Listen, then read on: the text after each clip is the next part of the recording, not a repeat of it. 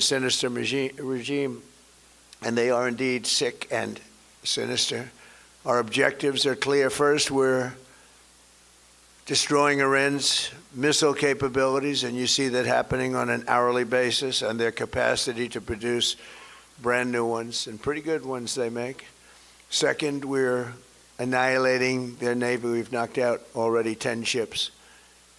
They're at the bottom of the sea. Third, we're ensuring that the world's #1 sponsor of terror can never obtain a nuclear weapon, never going to have a nuclear weapon. I said that from the beginning. They're never going to have a nuclear weapon. They were on the road to getting one legitimately through a deal that was signed foolishly by our country. And finally, we're ensuring that the Iranian regime cannot continue to arm, fund, and direct terrorist armies outside of their borders. And we thought we had a deal, but then they backed out. And they came back, and we thought we had a deal, and they backed out. I said, you can't deal with these people. You got to do it the right way. Today, we grieve for the 4 heroic American service members who have been killed in action, and send our love and support to their families. In their memory, we continue this mission with ferocious, unyielding resolve to crush the threat this terrorist regime poses to the American people, and a threat indeed it is. We have the strongest and most powerful, by far, military in the world, and we will easily prevail. We're already substantially ahead of our time projections, but whatever the time is, it's okay. Whatever it takes, we will always. And we have, right from the beginning, we projected 4 to 5 weeks, but we have capability to go far longer than that. We'll do it. Whatever somebody said today, they said, oh, well, if the president wants to do it really quickly, after that he'll get bored. I don't get bored. There's nothing boring about this. Do you agree with that, Pete? I don't think there's anything, Mr. General. I think there's nothing boring about it. Somebody actually said from the media, I think he'll get bored after about a week or two. No, we don't get bored. I never get bored. If I got bored, I wouldn't be standing here right now, I guarantee you that, to go through what I had to go through. We also projected 4 weeks to terminate the military leadership, and as you know, that was done in about an hour, so we're ahead of schedule there by a lot. But please join me in thanking every American service member who bravely is standing in harm's way. They really are incredible, and I just want to thank you. We have a lot of them right here. Thank you very much. Thank you.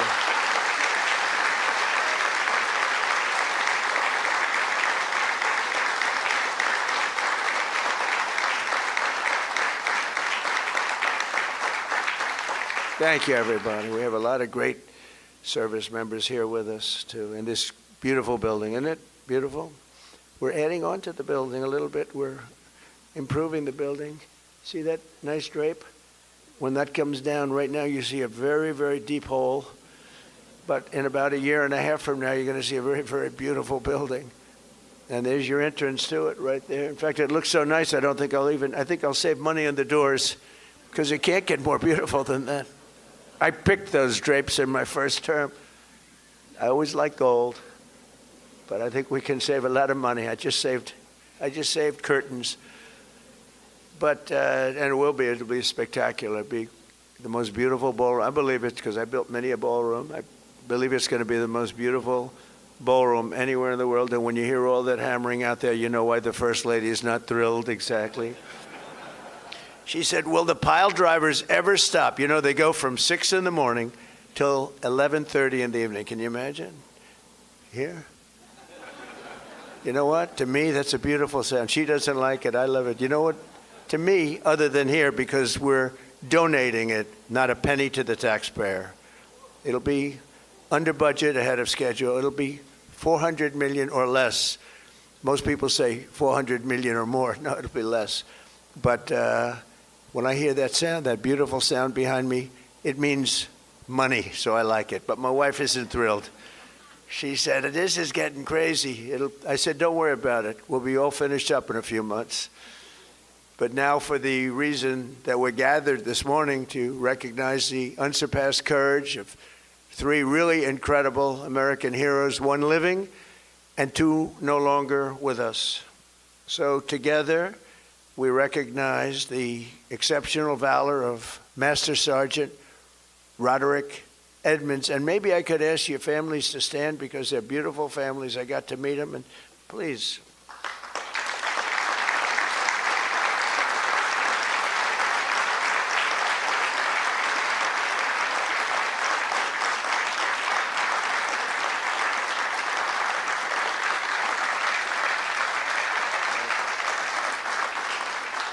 So Staff Sergeant Michael Olis and Command Sergeant Major Terry Richardson, as they receive our nation's highest military award, the Congressional Medal of Honor.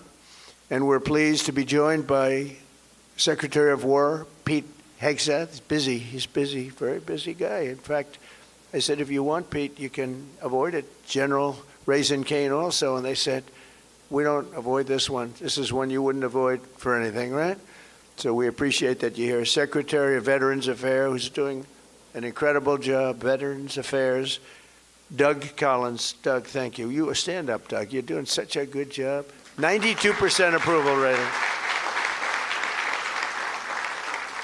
Chairman of the Joint Chiefs of Staff, General Dan Kane, who's known as Raisin Kane. I liked him when I heard that name, Raisin Kane. I said, if it's true, you're my guy. And it's true. It's turned out it's very true. He's a great guy and a great general. Secretary of the Army, Dan Driscoll, and Army Chief of Staff, Randy George. Thank you. Thank you both, Dan. As well as Senators Tom Cotton, Bill Hagerty. You guys were great on television this weekend. I'll tell you what, can't have a better representative than both of you. Thank you very much. And Representatives Tim Burchett, Jack Bergman, and Nicole Malliotakis. So we have a few others sitting here, but I'm not going to go through it because we have far more important people to honor today. Oh, we have Tom Homan. I got to at least mention Tom Homan. I would be a stand-up, Tom. What a job. Zero people coming in.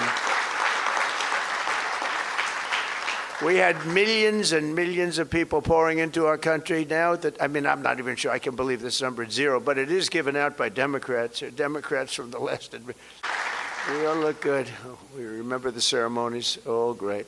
It's a great honor. There's no greater. I tried for myself. I've tried numerous times to get one by myself. I keep getting shut down. They say, you can't do it, sir. Bad protocol. Very bad. I would say the worst. But I'm only kidding. You don't have to say I'm only kidding, otherwise the press will come out with it, which they actually did once. Donald Trump wants a Congressional Medal of Honor, but he's been shut down. But now you are brave, amazing people. And I want to thank you all. In 1941, Roddy Edmunds of Knoxville, Tennessee, enlisted in the U.S. Army and soon rose to one of the youngest master sergeants in the military. In 1944, he sailed to Europe to fight in World War II, and he was so enthusiastic and young and full of vim and vigor. Roddy soon found himself on the front lines of the Battle of the Bulge. That was a big one, massively outnumbered by enemy forces. His 1,200 soldier unit fought valiantly until they were completely overrun. The force was massive on the other side, many times number. After a 4-day death march, one that was covered very well by the history books, through bitter cold, they were put into a German POW camp. Roddy was the top-ranking infantryman in the camp. He was number 1, meaning he was responsible for the lives of his fellow service members. On July 26, 1945, a Nazi SS officer issued an order over the camp loudspeaker, loud and strong. He said that only American Jews were to show up to roll call following this morning. He added, all who disobey this order will be shot immediately. There were more than 200 Jewish American soldiers in the camp, and Roddy knew their separation from the group would mean certain death. So that night he summoned his team and devised a plan. The next morning, All 1,200 American men fell in line together, shoulder to shoulder. Enraged, the Nazi commandant rushed forward, drew his Luger pistol, and pressed the barrel between Sergeant Edmunds' eyes. He barked at Roddy. "They cannot all be Jews," he screamed loud and again, and staring straight back into the raging face of evil. Sergeant Edmunds replied fearlessly, "We are all Jews here." The Nazi officer lowered his weapon and the soldiers erupted in cheers. With total disregard for his own life, Roddy had saved over 200 of his fellow service members. Their camp was liberated 2 months later. We're honored to be joined today by Roddy's son, Chris. Please stand up as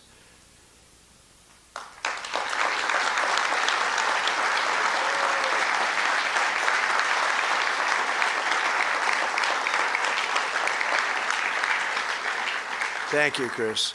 Today, your father gets the honor he so courageously earned, and really amazing, right? It's an amazing story.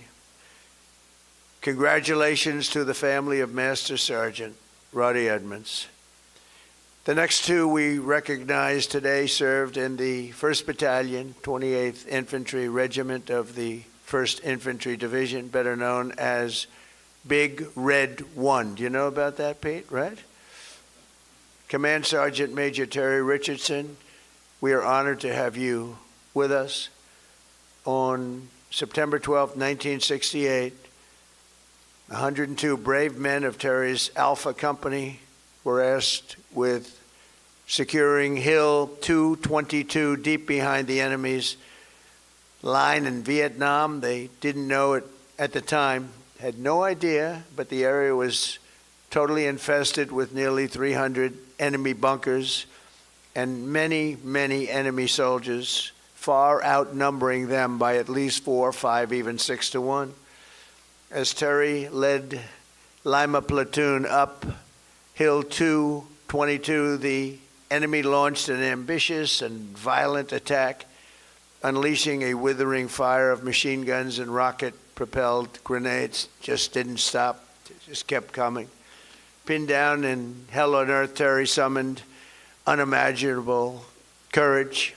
3 times he exposed himself to enemy fire to rescue severely wounded comrades, and 3 times he dragged them back to the group. Terry soon realized that the 82 remaining men had one chance of survival. That was air support. Acting without regard of his own life, he grabbed a radio and charged up Hill 222 alone. He needed to be there. It was the only place you'd get reception. He withstood a storm of enemy bullets, eventually reaching the top, where he spent the next 8 hours calling in tactical strikes, completely exposed. An hour in, an enemy sniper shot rang out and the bullet tore through his right leg violently. He was in bad shape, but Terry disregarded that and pushed through. And after 7 more hours of calling in American fire from above, the enemy retreated. Later that day, his team found him with both eardrums totally ruptured and a mangled right leg and foot, but still barely living, but living nevertheless. Due to Terry's actions above and beyond the call of duty, 82 men, Alpha Company, survived this battle, including 2 in this room, Norm Meyer and Dave Himmer. Where are you? Can you want to stand up, Norm and Dave? Where's Norm and Dave? That's pretty cool.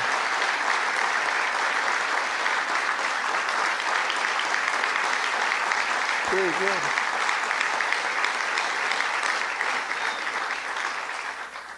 And that story is 100% correct, isn't it? Huh? See, pretty. It's how much have you paid him over the years? Have you said take everything we have? We wouldn't be here, right?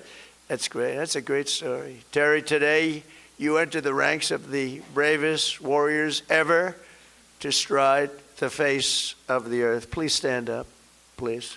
Thank you.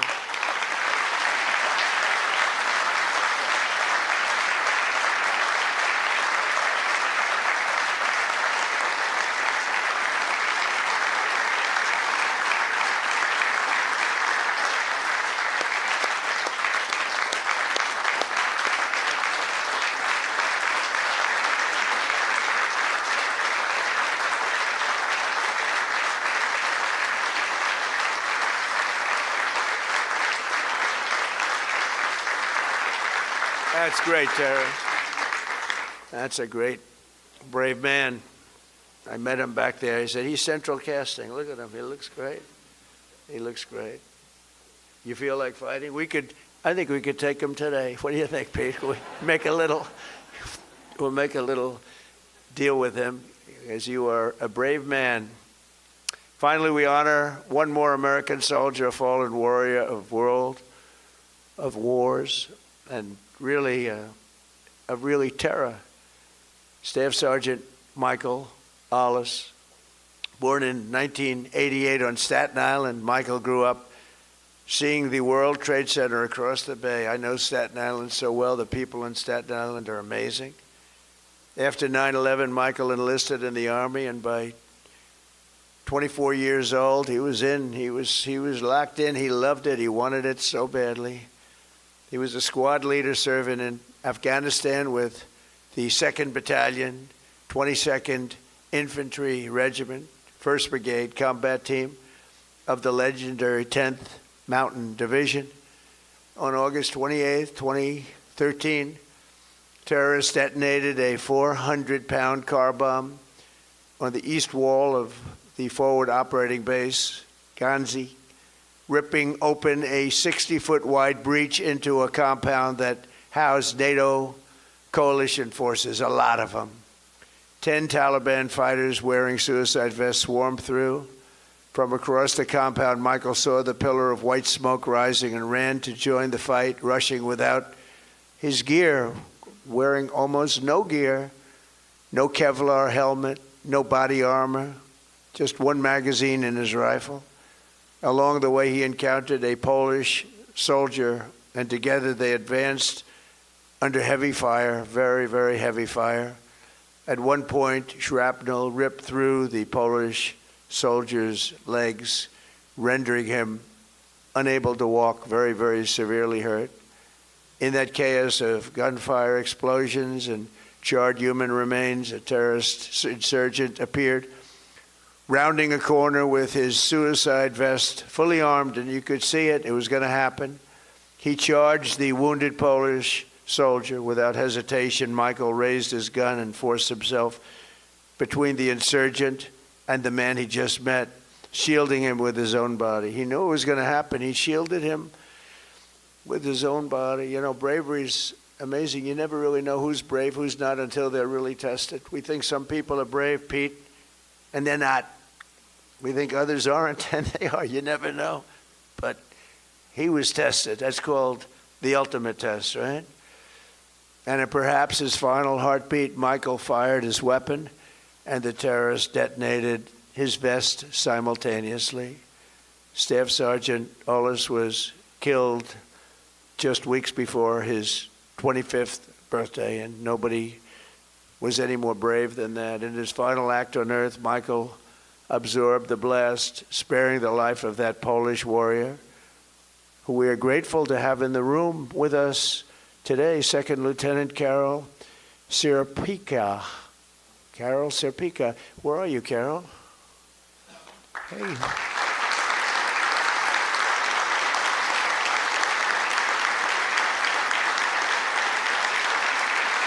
Would you like to come up? Please. Please. I'd love to have you come up. Thank you, Carol.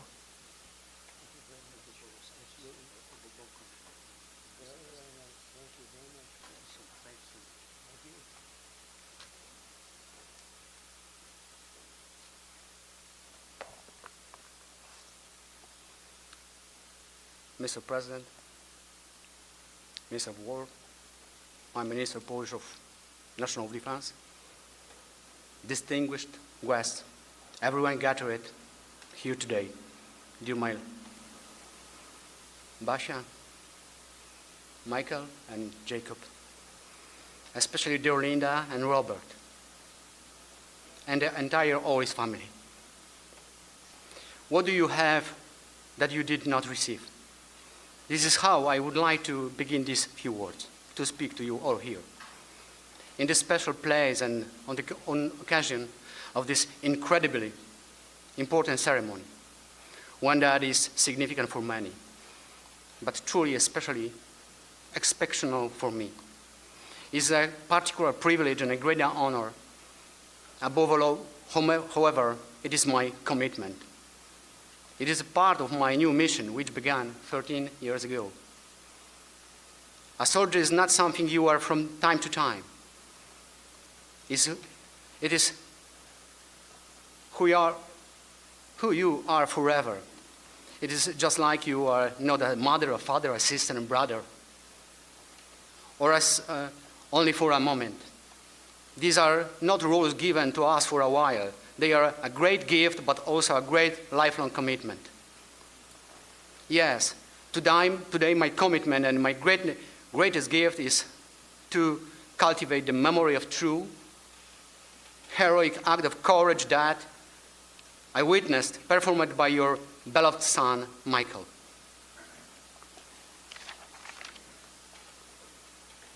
Please forgive me if my words have not fully captured what I truly feel today. However, sometimes words are simply not enough. I'm deeply moved, happy, and grateful to God for my service, for my parents, for my family, for my beloved homeland Poland, for my second family from Staten Island, and for my second homeland America. God bless you all.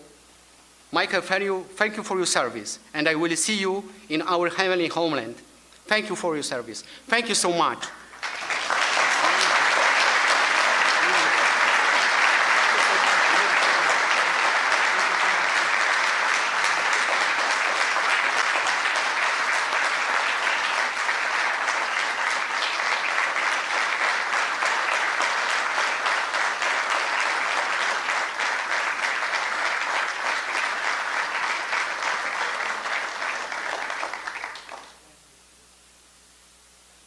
And Carol is joined by his wife and their two wonderful sons, Jacob and Michael. Michael is named after the American hero who saved his father's life. So stand up, Michael. Let me see.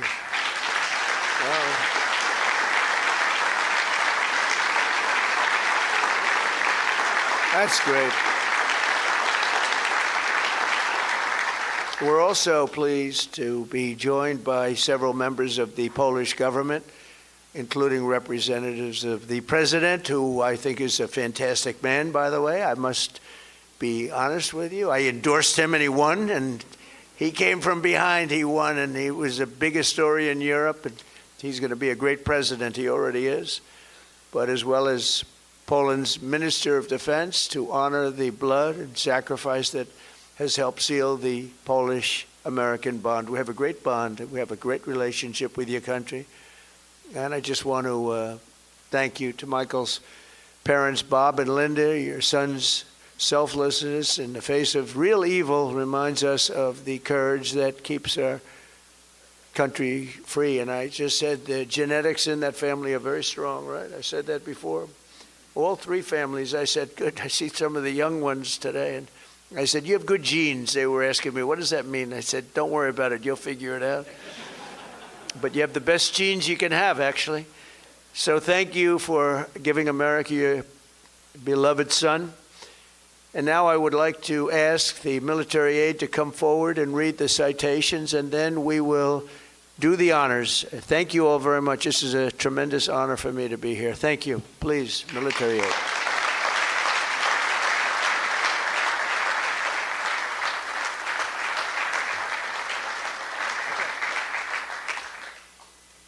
Edmunds, accepting on behalf of his father, Master Sergeant Roderick W. Edmunds.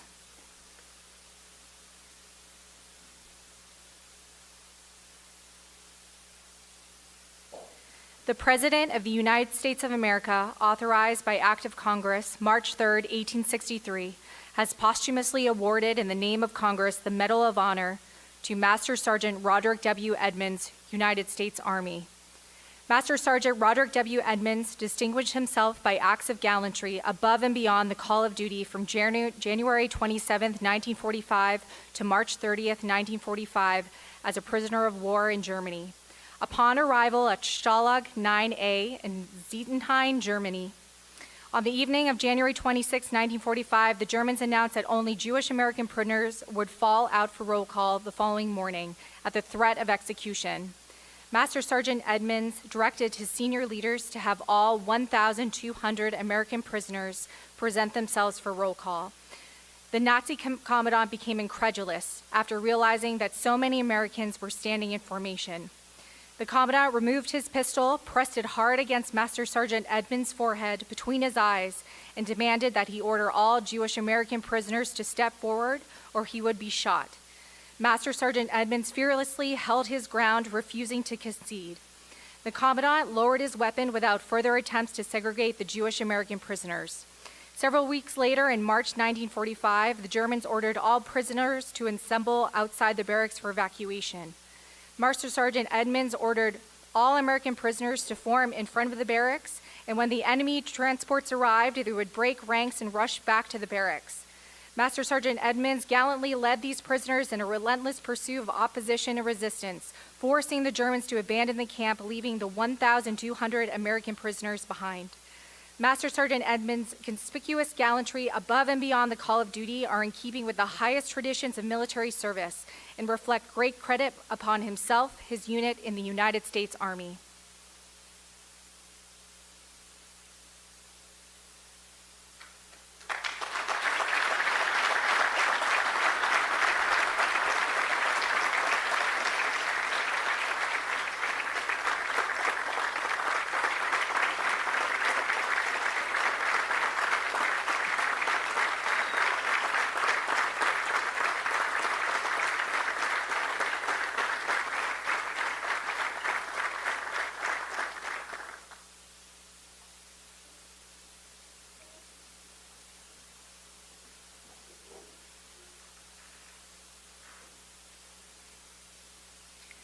Command Sergeant Major Terry P. Richardson.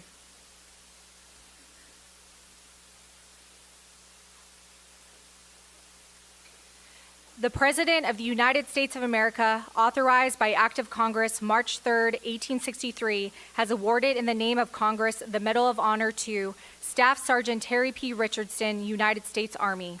Staff Sergeant Terry P. Richardson distinguished himself by acts of gallantry above and beyond the call of duty on September 14, 1968, in the vicinity of Loc Ninh, Republic of Vietnam.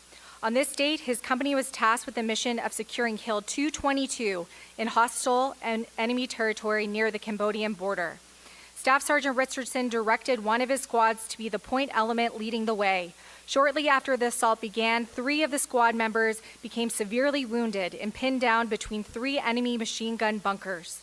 Staff Sergeant Richardson advanced forward under heavy enemy fire and recovered his wounded soldiers between heavy machine gun fire. By the time he was able to make it back to join his unit, his entire company had been completely surrounded by the enemy. Staff Sergeant Richardson recognized that the only way to keep his company from being overrun was with accurate tactical airstrikes. Staff Sergeant Richardson advanced to the top of Hill 222 under heavy enemy fire for better sight lines to direct the tactical airstrikes. He began to direct the tactical airstrikes and shortly thereafter became wounded by an enemy sniper. Staff Sergeant Richardson continued directing the tactical airstrikes for 7 more hours before the enemy broke contact. 6 soldiers from his platoon found him still alive. Staff Sergeant Richardson declined medical evaluation for his gunshot wound and requested that he be allowed to stay to lead his soldiers. Altogether, his actions directly resulted in 85 lives being spared on that fateful day. Staff Sergeant Richardson's conspicuous gallantry and extraordinary heroism at the risk of his life, above and beyond the call of duty, are in keeping with the highest traditions of military service and reflect great credit upon himself, his unit, and the United States Army.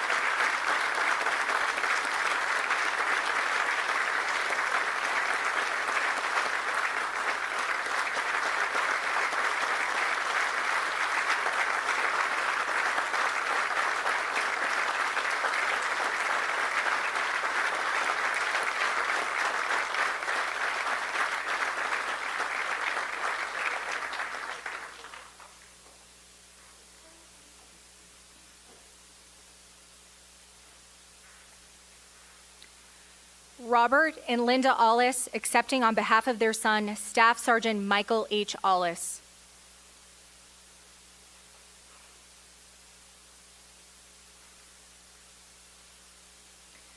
The President of the United States of America, authorized by Act of Congress March 3, 1863, has posthumously awarded in the name of Congress the Medal of Honor to Staff Sergeant Michael H. Olis, United States Army.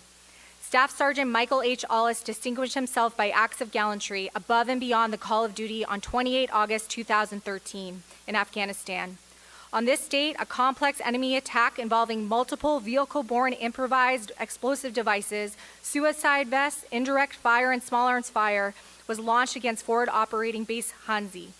Staff Sergeant Olis ordered his fellow soldiers to move to bunkers to shield themselves from enemy fire.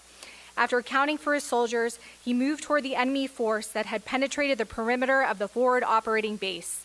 Staff Sergeant Olis located a coalition forces officer, and together they moved toward the point of attack, armed with only their rifles.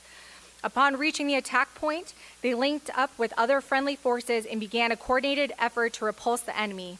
While under continuous fire, Staff Sergeant Olis moved from position to position, engaging the enemy with accurate and effective fire.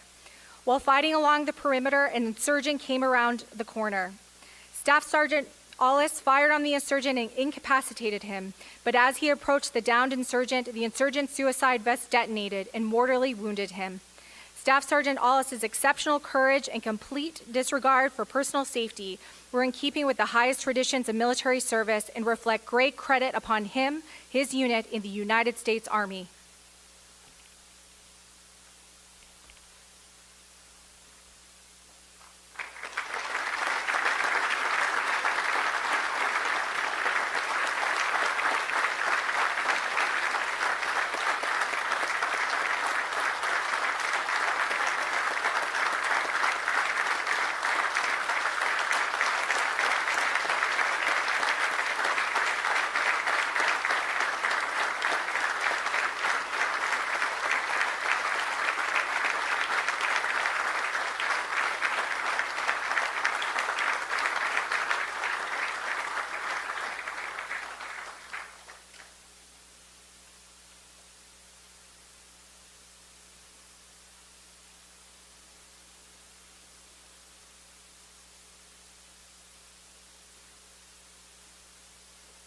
Ladies and gentlemen, please bow with me as we give the benediction. Eternal God, our unfailing light in every darkness, the rock on which we stand, as we depart this place of honor, may the courage of these heroes be our example, righteousness our choice, and hope in you our guiding light.